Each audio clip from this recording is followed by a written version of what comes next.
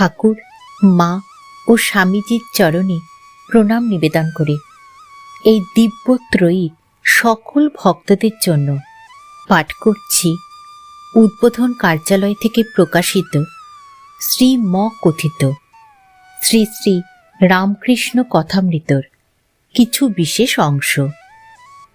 আজ পাঠ করব ঠাকুর শ্রী রামকৃষ্ণ দক্ষিণেশ্বর মন্দিরে শ্রীযুক্ত রাখাল, প্রাণকৃষ্ণ, কেদার প্রভৃতি ভক্ত সঙ্গে পর্বের চতুর্থ পরিচ্ছেদ ঠাকুর শ্রী রামকৃষ্ণের শ্রী রাধার ভাব এবং পঞ্চম পরিচ্ছেদ অভ্যাসযোগ, দুই পথ, বিচার ও ভক্তি। ঠাকুর দক্ষিণ পূর্ব বারান্দায় আসিয়া বসিয়াছেন। প্রাণ কৃষ্ণাদি ভক্তগণও সঙ্গে সঙ্গে আসিয়াছেন।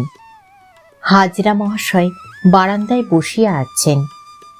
ঠাকুর হাসিতে হাসিতে প্রাণকৃষ্ণকে বলিতেছেন, হাজরা একটি কম নয়। যদি এখানে বড় দরগা হয় তবে হাজরা ছোট দরগা। সকলের হাস্য। বারান্দার দরজায় নবকুমার আসিয়া দাঁড়াইয়াছেন। ভক্তদের দেখিয়াই চলিয়া গেলেন। ঠাকুর বলিতেছেন, অহংকারের মূর্তি।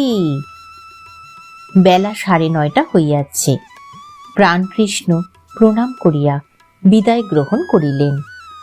কলিকাতার বাটিতে ফিরিয়া যাইবেন। একজন বৈরাগী গোপী যন্ত্রে ঠাকুরের ঘরে গান করিতেছেন।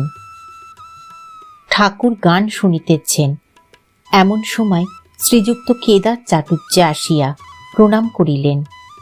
তিনি আফিসের বেশ পরিয়া আসিয়াছেন, চাপকান, ঘড়ি, ঘড়ির চেন। কিন্তু ঈশ্বরের কথা হইলেই তিনি চক্ষে জলে ভাসিয়া যান। অতি প্রেমিক লোক, অন্তরে গোপীর ভাব। কেদারকে দেখিয়া ঠাকুরের একেবারে শ্রী বৃন্দাবন লীলা উদ্দীপন হইয়া গেল। প্রেমে মাতোয়ারা হইয়া দণ্ডায়মান হইলেন ও কেদারকে সম্বোধন করিয়া গান গাহিতেছেন।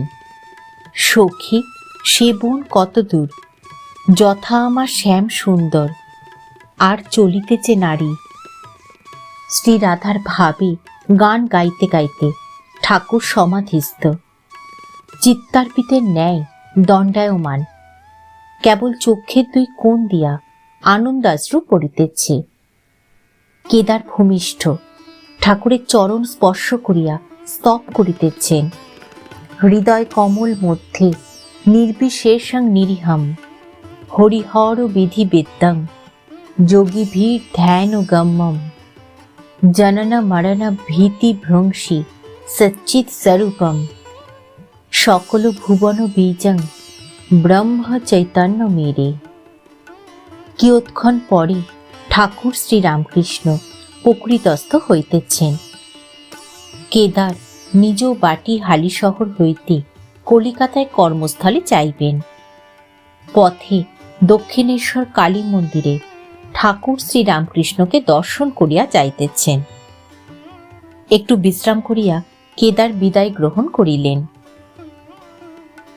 এইরূপে ভক্ত সঙ্গে কথা কহিতে কহিতে বেলা প্রায় 2 প্রহর হইল। শ্রীযুক্ত রামলাল ঠাকুরের জন্য থালা করিয়া মা কালীর প্রসাদ আনিয়া দিলেন। ঘরের মধ্যে ঠাকুর দক্ষিণাস্য হইয়া আসনে বসিলেন ও প্রসাদ পাইলেন। আহার বালকের ন্যায় একটু একটু সব মুখে দিলেন। আহারান্তে ঠাকুর ছোট খাটটিতে একটু বিশ্রাম করিতেছেন। কিয়ৎক্ষণ পরে মারোয়ারি ভক্তেরা আসিয়া উপস্থিত হইলেন। বেলা 3টা। মারোয়ারি ভক্তেরা মেঝেতে বসিয়া ঠাকুরকে প্রশ্ন করিতেছেন। মাস্টার, রাখাল ও অন্যান্য ভক্তেরা ঘরে আছেন। মারোয়ারি ভক্ত, মহারাজ, উপায় কি? শ্রীরামকৃষ্ণ, 2 রকম আছে, বিচার পথ আর অনুরাগ বা ভক্তির পথ। সৎ অসৎ বিচার, একমাত্র সৎ বা নিত্যবস্তু ঈশ্বর। আর সমস্ত অসৎ বা অনিত্য, বাজি করে সত্য, ভেলকি মিথ্যা, এইটি বিচার। বিবেক আর বৈরাগ্য, এই সৎ অসৎ বিচারের নাম বিবেক। বৈরাগ্য অর্থাৎ সংসারের দ্রব্যের ওপর বিরক্তি। এটি একেবারে হয় না, রোজ অভ্যাস করতে হয়। কামিনী কাঞ্চন আগে মনে ত্যাগ করতে হয়, তারপর তার ইচ্ছায় মনের ত্যাগও করতে হয়, বাহিরের ত্যাগও করতে হয়। কলকাতার লোকদের বলবার জো নাই, ঈশ্বরের জন্য সব ত্যাগ করো। বলতে হয় মনে ত্যাগ করো। অভ্যাস যোগের দ্বারা কামিনী কাঞ্চনে আসক্তি ত্যাগ করা যায়। গীতায় এ কথা আছে। অভ্যাস দ্বারা মনে অসাধারণ শক্তি এসে পড়ে। তখন ইন্দ্রিয় সংযম করতে, কাম ক্রোধ বশ করতে কষ্ট হয় না। যেমন কচ্ছপ হাত পা টেনে নিলে আর বাহির করে না, কুড়ুল দিয়ে 4খানা করে কাটলেও আর বাহির করে না।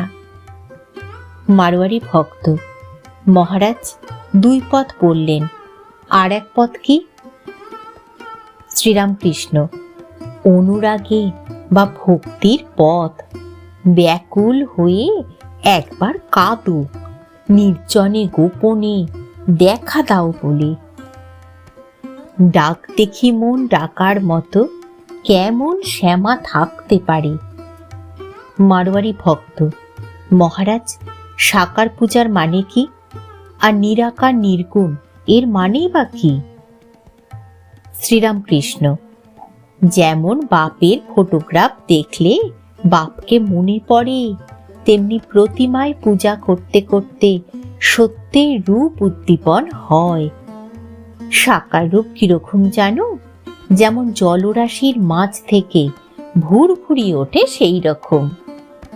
মহাকাশ চিদাকাশ থেকে এক একটি রূপ উঠছে দেখা যায়। অবতারও একটি রূপ। অবতার লীলা সে আত্মা শক্তিরই খেলা। পাণ্ডিত্যে কি আছে? ব্যাকুল হয়ে ডাকলে তাকে পাওয়া যায়। নানা বিষয় জানবার দরকার নাই। যিনি আচার্য তারই 5টা জানা দরকার। অপরকে বধ করবার জন্য ঢাল তলোয়ার চাই, আপনাকে বধ করবার জন্য একটি ছুঁচ বা নরুন হলেই হয়। আমি কে এটি খুঁজতে গেলে তাকেই পাওয়া যায়। আমি কি মাংস না হাড়, না রক্ত না মজ্জা, না মন না বুদ্ধি? শেষে বিচারে দেখা যায় যে আমি এসব কিছুই নই। নেতি নেতি আত্মা ধরবার ছোবার জো নাই। তিনি নির্গুণ নিরুপাধি, কিন্তু ভক্তি মতে তিনি সগুণ।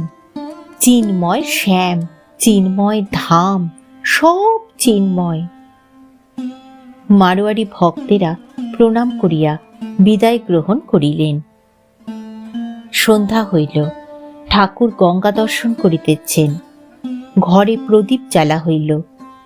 শ্রীরামকৃষ্ণ জগন্মাতার নাম করিতেছেন ও খাটটিতে উপবিষ্ট হইয়া তাহার চিন্তা করিতেছেন। ঠাকুর বাড়িতে এইবার আরতি হইতেছে। যাহারা এখনো পোস্তার উপর বা পঞ্চবটির মধ্যে পাদচারণ করিতেছেন, তাহারা দূর হইতে আরতির মধুর ঘণ্টার নিনাদ শুনিতেছেন। জোয়ার আসিয়াছে। ভাগীরথী কুলকুল শব্দ করিয়া উত্তর বাহিনী হইতেছেন। আরতির মধুর শব্দ কুলকুল শব্দের সহিত মিশ্রিত হইয়া আরও মধুর হইয়াছে। এই সকলের মধ্যে প্রেমোন্মত্ত ঠাকুর শ্রীরামকৃষ্ণ বসিয়া আছেন। সকলই মধুর, হৃদয় মধুময়, মধু মধু মধু। ঠাকুর, মা ও স্বামীজির চরণে প্রণাম নিবেদন করে শেষ করছি আজকের পাঠ।